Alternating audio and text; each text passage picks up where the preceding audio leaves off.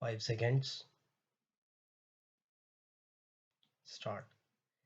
It was a great idea to start an institution named after Gandhiji for the purpose of cultural advancement.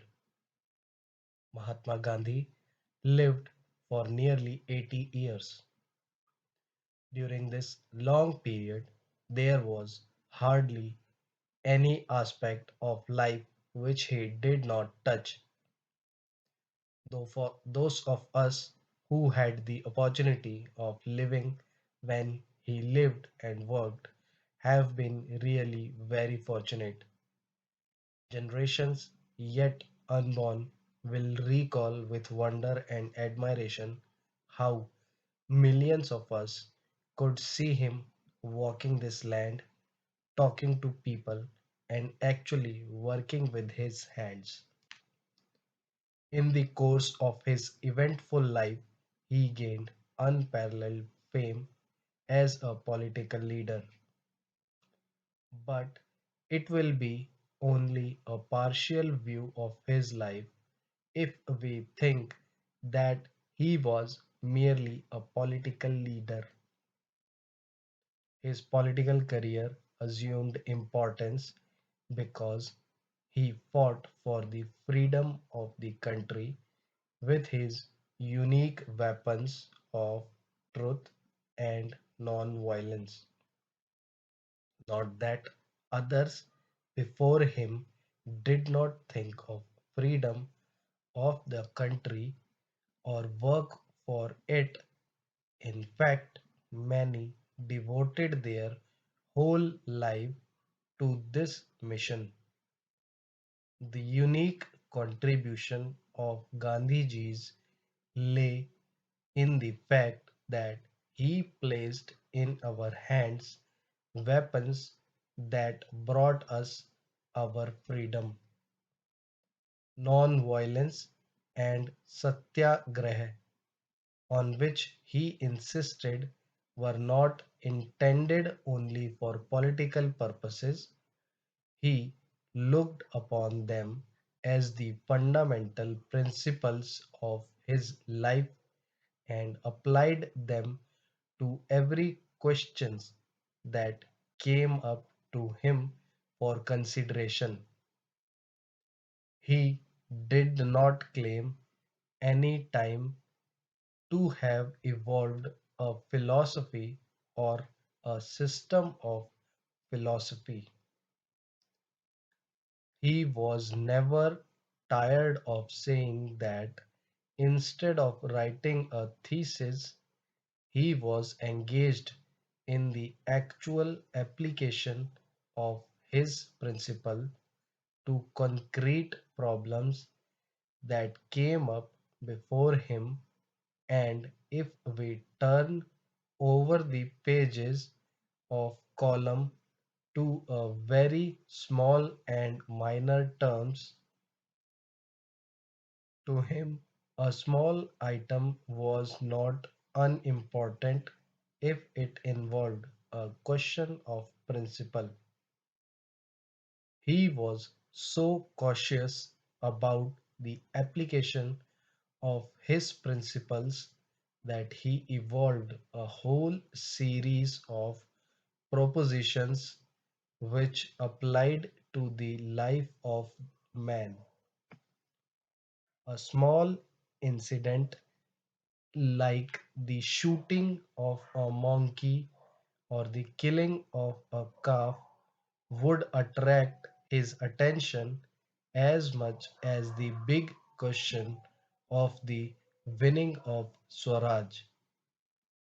If he was so very careful about his principles and so very methodical about their application that he should take a comprehensive view of things. It is quite true that every problem cannot be solved through ahimsa. Everything has its own action and reaction.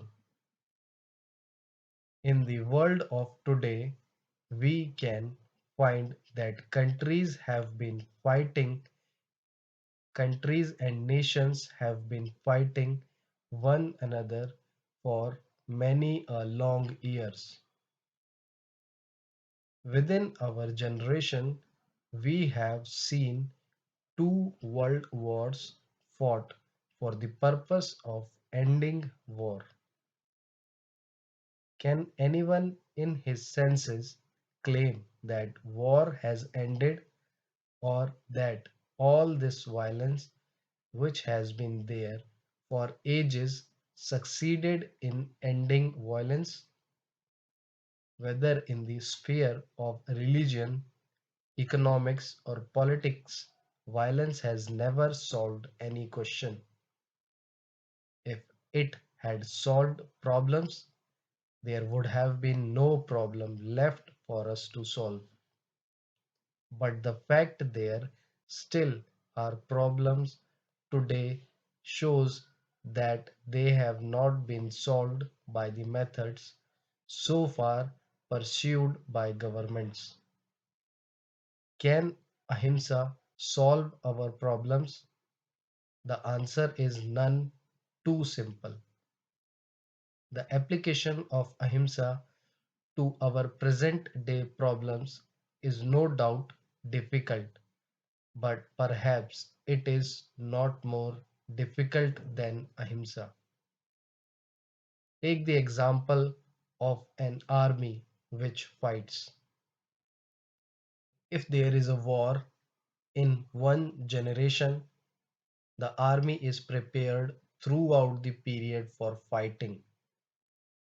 Every soldier has to prepare himself from day to day and hour to hour for the fights, and apart from the actual soldier, the whole nation has to prepare itself to support the soldiers, and this process has gone on for ages and from generation to generation.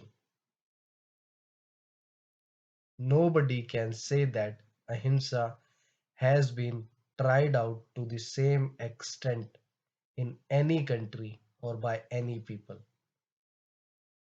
The great service that Mahatma Gandhi rendered to mankind was that he gave it a trial in this country. He had to deal with such material as was then available to him.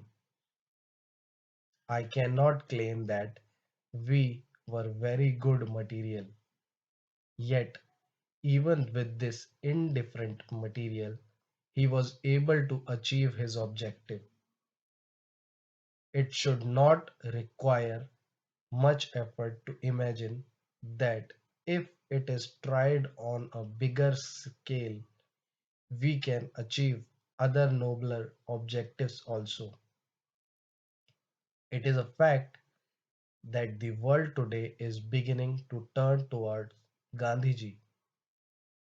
With the atom bomb and the hydrogen bomb, they have practically come to the end of the tether as far as other methods is concerned.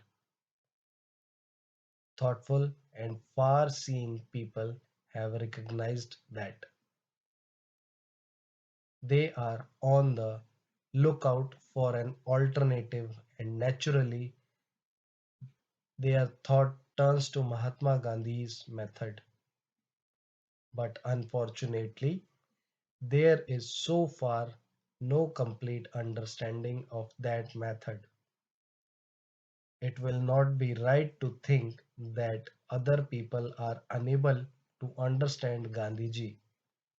This is not correct. Stop.